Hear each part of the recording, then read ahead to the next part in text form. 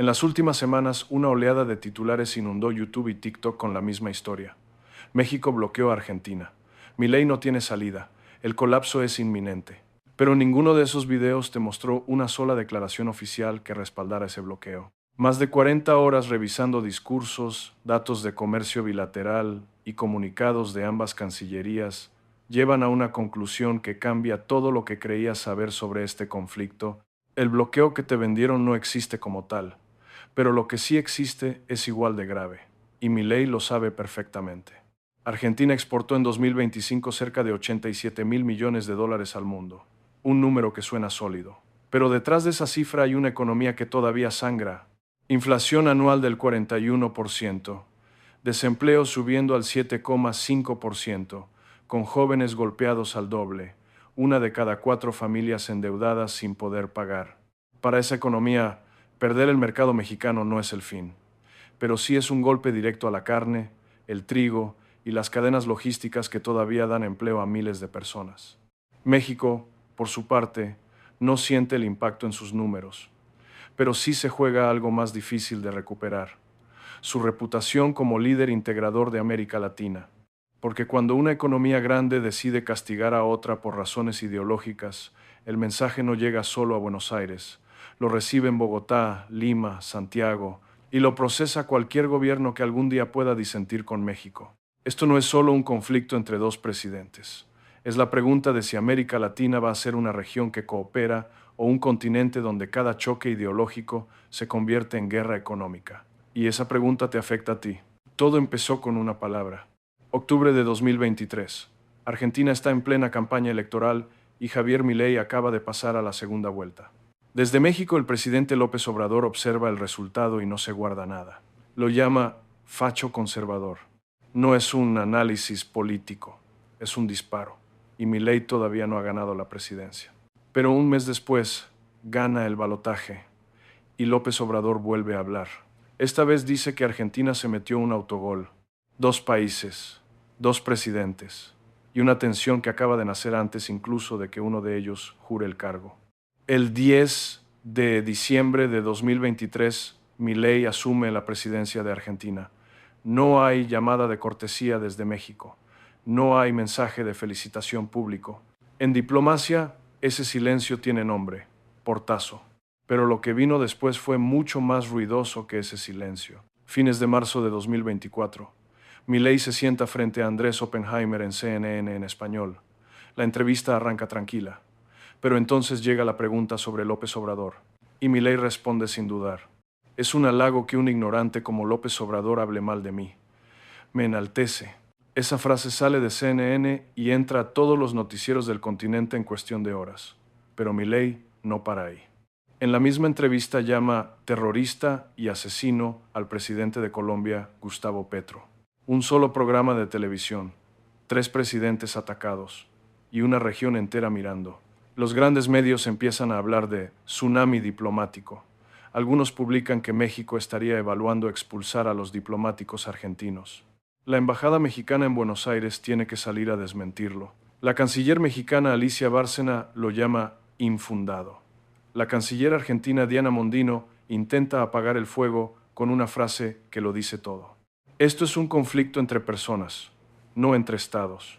2 diplomáticas intentando salvar lo que 2 presidentes habían roto a golpe de micrófono. Pero el daño ya estaba hecho. Porque cuando la diplomacia bajó el tono, los medios digitales lo subieron al máximo.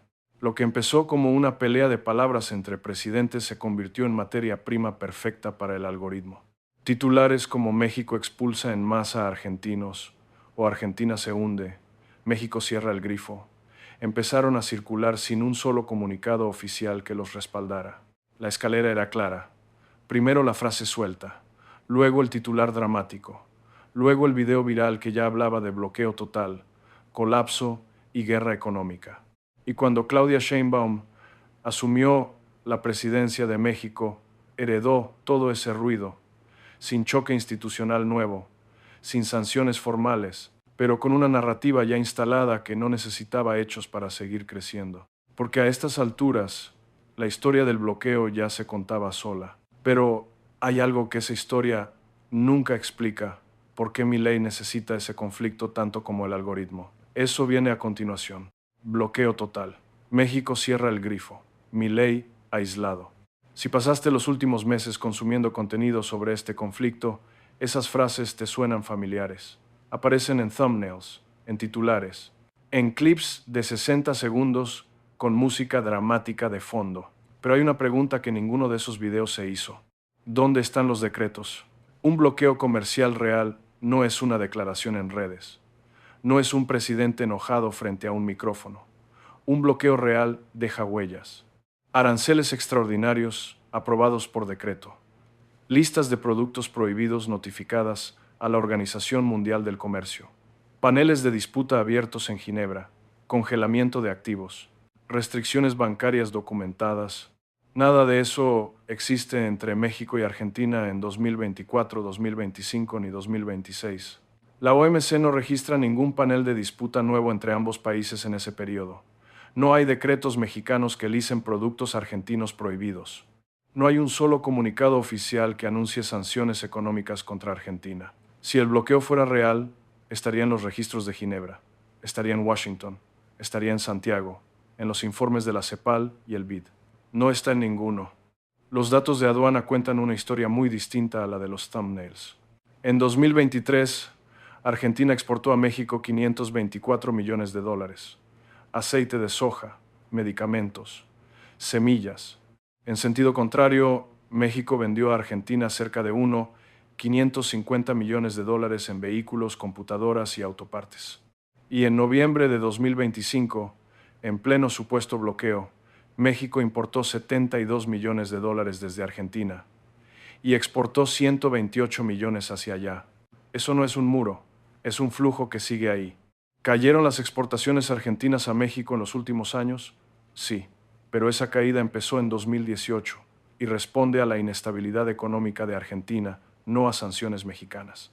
Una caída gradual de 630 millones a 524 millones en 5 años no es un bloqueo, es una tendencia. Entonces, ¿de dónde salió la historia del bloqueo? De la misma fórmula que convierte cualquier conflicto político en catástrofe económica antes de que alguien revise un solo dato oficial. Primero tomas una tensión real, dos presidentes que se insultan públicamente. Luego agregas imágenes de protestas, banderas y caras de enojo. Luego pones música de suspenso. Y encima escribes bloqueo total en rojo. El resultado es un video que millones ven y muy pocos cuestionan. Pero aquí está la parte que más debería preocuparte. Que el bloqueo no exista formalmente no significa que el conflicto sea inofensivo, porque hay alguien que necesita que esa narrativa del bloqueo siga viva. Alguien a quien le conviene que millones de argentinos crean que México los persigue. Y ese alguien no es un youtuber. Hay una pregunta que los datos de comercio no responden. Si el bloqueo no existe, si las cancillerías lo desmintieron, si los registros de la OMC están vacíos, ¿por qué Milei sigue hablando de México como si fuera una amenaza real? La respuesta no está en la economía, está en la política.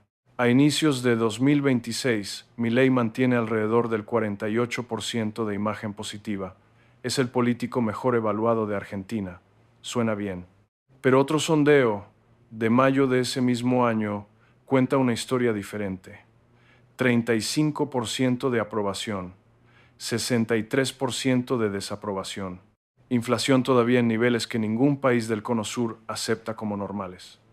Desempleo subiendo. Familias endeudadas sin poder pagar. Y escándalos dentro de su propio gobierno que empiezan a acumularse. Un presidente con esos números necesita algo. Algo que mantenga unida a su base cuando la realidad empieza a complicarse. Necesita un enemigo. Amnistía Internacional lo documentó desde los primeros 100 días de su gobierno. La confrontación, escribieron, se convirtió en la narrativa oficial para desviar la atención de los conflictos reales. No es un accidente, es un método. Milei no tiene un enemigo, tiene una galería entera. La casta política, los sindicatos, los medios críticos, los organismos de derechos humanos, Petro, al que llama terrorista, AMLO, al que llama ignorante. La izquierda latinoamericana, a la que presenta como una amenaza existencial para cualquier país que quiera prosperar. Un estudio académico sobre su discurso político describe el mecanismo con precisión. Milei no construye rivales, construye monstruos. El adversario no es alguien con quien debatir. Es una amenaza peligrosa que justifica medidas extremas y cohesiona a los propios. Mientras haya un monstruo afuera, la tribu se mantiene junta adentro. México encaja perfectamente en ese esquema. Desde 2023, Milei usa a México como ejemplo de todo lo que Argentina no debe ser. Un modelo de izquierda radicalizada, un gobierno donde solo les va bien a los políticos, una advertencia de lo que pasa cuando no se aplica la motosierra. Cada vez que ataca a México, no está hablando de política exterior, está hablando con su base. Les está diciendo, yo soy el único que se atreve a enfrentarlos. Y funciona.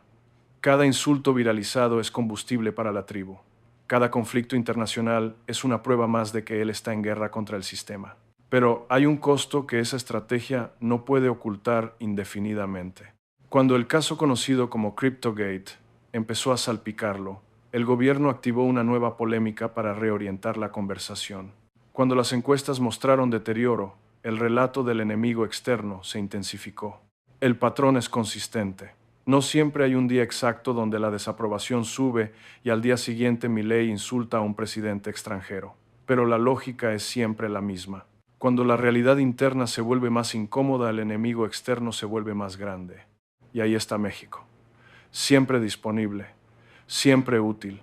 Un conflicto que no cuesta nada porque no es real, pero que vale mucho porque mantiene viva la narrativa de un presidente en guerra permanente contra la izquierda del continente. La pregunta que queda es otra. Si Milei tiene 3 caminos posibles para salir de esto, ¿cuál de ellos está dispuesto a tomar? Entonces, ¿qué puede hacer Milei? Hay 3 caminos, cada uno con un coste distinto, y uno de ellos ya lo está tomando. El primero es negociar, bajar el tono, dejar que las cancillerías reconstruyan los puentes que los presidentes rompieron a golpe de micrófono, separar el conflicto ideológico del vínculo económico y encontrar una forma de coexistir sin que cada declaración se convierta en un titular de guerra. Es el camino más racional y el que Milei tiene menos posibilidades de tomar. Cuando Claudia Sheinbaum ganó la presidencia de México en 2024, Milei no la llamó, no la felicitó, no publicó un solo mensaje en redes reconociendo su triunfo. En diplomacia, ese silencio tiene un nombre, y no es neutralidad. Para Milei, una foto amable con Sheinbaum no es un gesto diplomático, es una traición ante su propia base. Cualquier señal de acercamiento puede ser leída como prueba de que se moderó, de que cedió, de que se convirtió en lo que siempre criticó. Ese coste político es demasiado alto para un presidente que vive de la confrontación. El segundo camino es redirigir. No necesitar a México porque tienes algo mejor. Y eso es exactamente lo que Milei lleva 2 años construyendo. En 2026 inicia su 15º viaje a Estados Unidos como presidente. 15 veces, en 2 años. Una cadencia que no es turismo político. Es una declaración de intenciones. Su alianza con Trump ya produce resultados concretos. La cuota de carne argentina hacia Estados Unidos pasó de 20,000 a 80,000 toneladas anuales. Un acuerdo que Milei celebra como victoria. Pero viene con letra pequeña, aranceles altos, condiciones asimétricas y una dependencia creciente de un solo eje geopolítico que deja a Argentina expuesta si ese eje cambia de dirección. Además de Trump, Milei ha cultivado vínculos con Víctor Orbán en Hungría y Giorgia Meloni en Italia, una red de afinidades ideológicas que presenta como una nueva forma de inserción global. Es un camino que refuerza su identidad, pero que lo aleja cada vez más del resto de América Latina. El tercer camino es seguir exactamente igual, mantener viva la tensión, seguir usando a México, a Colombia, a Brasil como espejos donde mostrar todo lo que Argentina no debe ser. Convertir cada conflicto diplomático en combustible para la tribu. No es un error de cálculo, es una estrategia. Venezuela lo hizo durante décadas con Estados Unidos. Bolivia y Ecuador usaron el conflicto con Washington como narrativa de resistencia. El patrón es siempre el mismo. Mientras haya un enemigo afuera, la base se mantiene unida adentro. Pero hay un límite. La estrategia del enemigo externo funciona mientras la economía no aplaste completamente al ciudadano común. Cuando el desempleo sube, cuando las familias no pueden pagar sus deudas, cuando el 63% desaprueba tu gestión, el monstruo de afuera empieza a importar menos que el problema de adentro. Y ahí es donde la narrativa del bloqueo de México se convierte en algo más que un truco político. Se convierte en una trampa. Porque mientras Milei construye enemigos externos y vuela a Washington por 15ª vez, Los argentinos siguen pagando precios que no bajan, buscando empleos que no aparecen y cargando deudas que no pueden sostener. El bloqueo que más le debería preocupar a Argentina no viene de México, viene de adentro. Y esa es la verdad que ningún thumbnail viral te va a contar. Milei tiene 3 caminos, pero hay algo que este video no te contó todavía.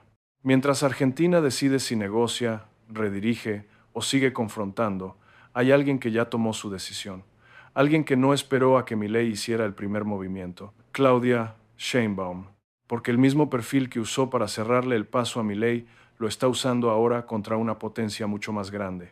Y la pregunta que queda es si México puede ganar esa batalla. Eso es exactamente lo que analizamos en el siguiente video.